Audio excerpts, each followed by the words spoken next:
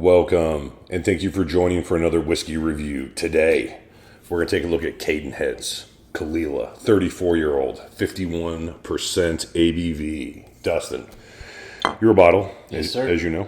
I remember buying that one, yes. This particular one, buddy, was distilled back in 1984, bottled in 2018. Cask strength just says one hogshead, 204 bottles. Buddy, been a whiskey I've been impressed with every time you brought it down. We've been at this one a while. About time to bring it. We were waiting for the summertime to actually review this whiskey because we thought, for our enjoyment, this was going to be something that was best enjoyed when the weather was a little bit warmer. And as you all know, guys, you follow the pours. Mike poured heavy. He likes it. What else can we pick up about this? Not much other than 34 years being the 1984. 1984, Dustin, absolutely great year to be alive. I was not. I was 8. Bulls just drafted Jordan. The Bears were well on their way to the Super Bowl the next year, and right in the middle of trickle-down Reagan economics. It was quite a time, my friend. MTV was popular, and music videos were shockingly bad. All right. It wasn't. Anyway, Dustin, beautiful, rich golden color on this, which would make me think ex-bourbon, I'm guessing. I would doubt this is a sherry cask. It's almost got to be. I mean, you're not picking up anything. No. Any sherry notes. All right, let's give this one again a good, heavy 51% cask strength ABV from the distillery we love. Oh, yeah. And we've had a lot of good ones. Usually every Caol Ila I've had that was 30 or more years old. Wow, excellent. We've really become big fans of these ultra-aged Caol Ilas. Absolutely. And, partially because you can afford them. Yes. That's a huge factor, Yes. is that these are sub-$1,000 bottles. Yes. At retail. Yes. Which is amazing. Yeah, I mean, it doesn't matter if it's a independent bottling or a distillery bottling. The 30-year that came out, I believe, in 2016, and the 35 that came out in 2018, those bottles were $600-$700. And again, it is, as far as production goes, I believe, the highest producer on UK Isla. prices, not American. Yes, UK prices. Here in the States, I think you were about $1,000 for the 30 and $1,500 for the 35. True. If you can get them overseas, it's a little bit better. But still, for the age statement, that's a very strong offering at cask strength. At cask strength, especially. Okay, so let's get into this one, my friend. Instantly, I'm just getting that beautiful Caol Ila Peat with a nice, candied, rich lemon. I've always called Caol Ila's Peat when it gets, when everything else gets out of the way as far as cask, kind of a lemon loaf. Mm-hmm. And I'm very much getting that to a high degree. So, it's early summer, Mike, and I went for a walk today. And I'm going through there, and I start noticing this kind of like vegetal, fresh summer kind of smell where, some plants are kind of, it's an interesting plant smell. I'm getting that here. It's just sort of like summer. I'm outside. I'm in like a place where you're going for a walk, and there's some vegetation just kind of growing a little bit wild. Yeah, some earth. Yeah, for sure. I get that. Along with that lemon, now it's kind of sashaying into some nice candied vanilla. I mean, it's actually almost like it's like lemon shoe varnish. Now maybe a little bit of spice from that long time in oak. Almost a bit of a peppery spice. I was going to say it's a little bit slightly pepper, almost like a white pepper. Mm-hmm. Beautiful nose. Beautiful, just light, subtle smoke. And for being in a cask that long, I'm not getting really any char notes or anything else like that. I was going to say almost like a smoky olive. Yeah, I mean, just the wood note bit of is saltiness coming through. Yeah, the wood note is very subtle. Almost where I'm talking softly. Yeah, I mean, the oak is here, but it's integrated throughout the whole experience. I mean, it's on the front, it's on the finish, it's on the middle, but it's not. Doesn't jump out. You're definitely not thinking, wow, this was in the cask too long. No, I mean, and I really, this is old whiskey for sure, but I guess I wouldn't necessarily think 30 plus years old, especially as well integrated this is for being a single cask for this long a period of time, and still being a cask strength. So somebody made this comment, and I don't know if it was about this particular single barrel, but about some of the 1984 Caol Ilas. Think about those Port Ellens we tried. Yep. Very similar profiles. For sure. No, you're right. And sometimes I get that in Old Talisker too. Yeah, I mean, it's beautiful peat, lemon, but there's like this grassy, earthy element with a little bit of varnish and spice that really I was reminiscent of those old Port Ellens as well. And that vegetal note that I think you were talking about earlier, I kind of think of it as more kind of farmyard in a good way. You know, just more hay, but with a little bit, with a good amount of earth in the background. Yeah, there's a green something there that's driving it for me. Just, I really wish I could think about what exactly that is. But yeah, it's really nice. Just really nice. Whew. Another perfect example of old peated whiskey being really aggressive on the palate. Super peaty. Instantly, as soon as you swallow, just a ton of spice, ton of pepper, ton of oak. Initially, on the front of the palate, you were getting some of that sweet lemon, but it was very, I don't want to say acidic, very sticky, very stinging lemon.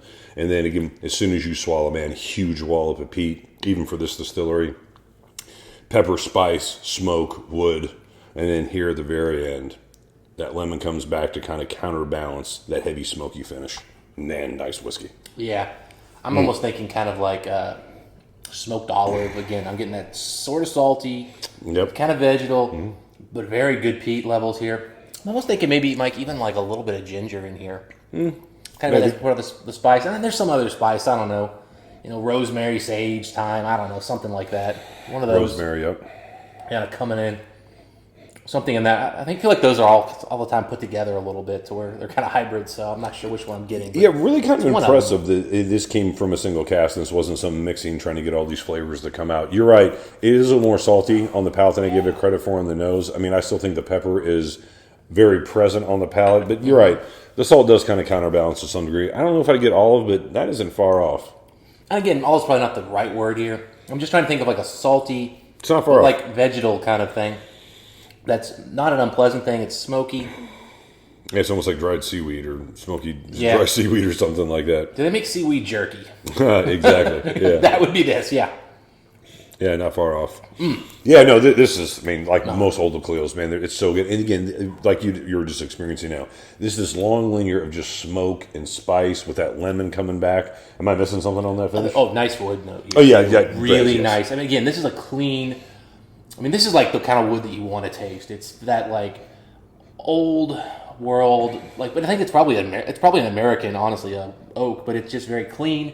It's simple, and it plays with the smoky, and it's like barbecue. It's like, you know, you're barbecuing on like on a smoke cooker. Yeah, it's clean. It's clean. The first time you used it, it's as clean as it can possibly be. Yeah, I mean, this isn't charcoal. This is wood smoke for sure. Yeah, there's nothing sooty about this experience or anything like that. Wood smoke barbecue all day, and I mean, it's still going, Mike. I mean, it's just a beautiful linger. Let's drop of water in this one. Yeah, I almost forgot. Yeah, I was daydreaming there, just nosing this one, going back and forth.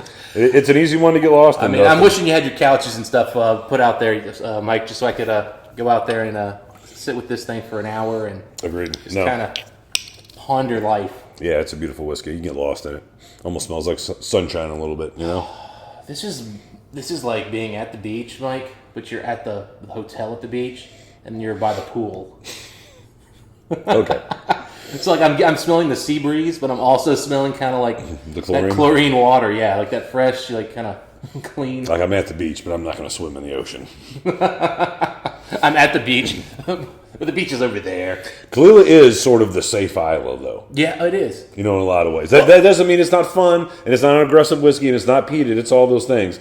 But for Isla whiskeys, it's a safe one. Well, you know, Mike, so years ago I was in Hawaii, and from my balcony, I could oversee a golf course. So they had like a little pond that was going through. That was freshwater. I could see the pool, which obviously is your kind of chlorine. And then, of course, I could see the ocean. So it was like boom, boom, boom.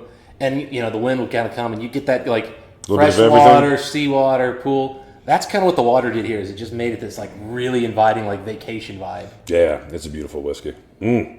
I would say with water, it actually comes up a little bit more smoky and a little bit more lemon. It just kind of amplified those notes slightly, which, you know, it's still good ABV, 51%. I was thinking more the salt came out here. I'm thinking, it got more coastal for me.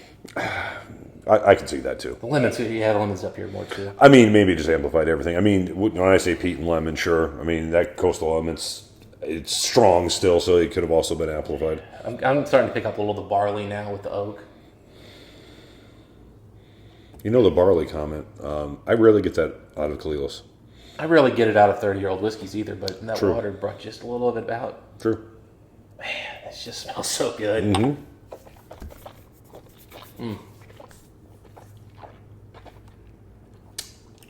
Water tamed the sweetness on the palate, although as soon as you swallow, the sweetness comes back in a big way. I guess I would prefer it on the palate neat, but like always, it really amps up the smell with a couple of drops of water. Got a nice little extra salt on here, though. Again, coastal elements are coming through. It's actually, believe it or not, a little more warming on my chest right now. Yeah, I was about to say the same thing. I got a little burn right there on that second one. Maybe the water unmasked something that was... It brought out some bitterness there, but man, it's incredible, man. Yeah, you're right. Almost like a good lager one. It got really salty and ashy, with water. Yeah, well, it's like it brings out more of the smoke, more of the barbecue. Maybe we did burn a few of the planks. Yeah, because you definitely taste more of the whiskey, which that doesn't shock me. But we've had this enough times. We've drank this down quite a bit. We've had this at least 3 times together. We've had Keith's had it, Mash and Drums had it. Yeah, the thing is when you sit down for a review, we pay more attention. Not to say we don't pay attention. We have tastings, but you lose a note or two when you have 4 or 5. Yeah. Oh man, the vanilla's coming out more and more. The distinct. It's becoming more distinct now. It's not that there's more of it. A little more distinct. What's interesting, Mike, is I don't come up with a lot of like weird, strange tasting notes here. I don't think we need a lot. No. Yeah, I'm kind of bringing out the vegetal kind of elements, and it reminds me again of vacation and walk in the summer and kind of those notes. But really, it's just a masterclass of just putting a whiskey together almost flawlessly. Shockingly, out of a single cask. Yeah. Shockingly, I mean, no blending, no master work. No. Just a single cask that just. And someone said, "Hey, now it's time." There's only 34 years. Yeah, only got 204 bottles out of it, but it hit a great spot. It's actually a pretty good yield out of a hogshead for 34 years. Not I bad. agree. Yeah, I mean that's a long time. That is a long time. All right, buddy. So where are you at as far as the whiskey score in this one? Whew.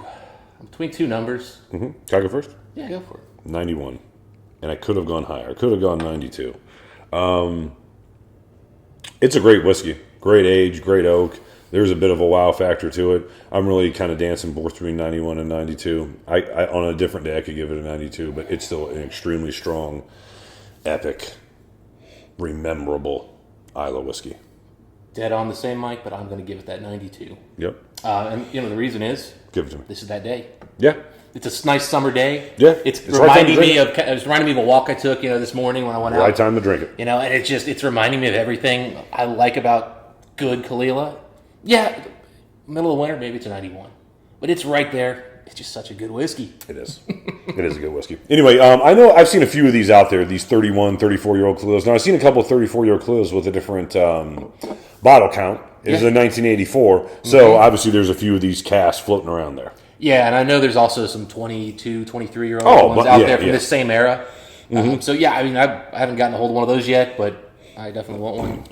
Strong whiskey. So Dustin and I both like it. We're both into the 90s. What are you seeing on prices on these in secondary? 'Cause I want to say I paid about $600. A little more than that now. I would say closer to 8, but I mean that's maybe. I paid $650 for this. I think I can't remember. But you know what? This is another one of those gems, like we talked about in other reviews. A Cadenhead. A lot of people think Cadenhead and think, oh well, whatever. You know what I mean? Like I'll rather get the 2016 30-year-old because it comes in a more impressive box. Yada yada yada. Is it better whiskey? I don't know. Same bottle and same package. It includes an 8-year-old Knockadoo or whatever. Yeah, right. It's 34-year-old Caol Ila. It's not sexy packaging, but I tell you what, man. We've been sexy whiskey. Yeah, we've been impressed with these so many times. But yeah, I mean, I think that probably affects the price to some degree because I think this is at least as good as the 30-year, and I think is an equal, not equal, but I think it can at least stand up to the 35, although I prefer that whiskey. This is a more complex whiskey than the 30-year. Agreed. 35 and this couldn't be... Honestly, you could call this the light and that one the dark. Oh, they were very different. Like, there's such different whiskeys. I don't even... It's almost unfair to compare those two. They're just a year apart. But again, this is a whiskey you could find in the States for hundreds less than the 30. And, I think, again, packaging hurts this one a little bit, but for us, man, it doesn't hurt at all. Yeah, because I don't even think that's them the all. original topper even. I think the regular topper is even less exciting. Yeah, we care about what the whiskey is in the bottle. Anyway, those are our thoughts on this particular one. Great whiskey. Epic, great whiskey. You guys had a chance to try this one. If you like the distillery or if you like Islay whiskeys, you'll be really impressed with this, trust me. Dustin, until next time, what do we wish the folks? Happy drinking. We'll see you then.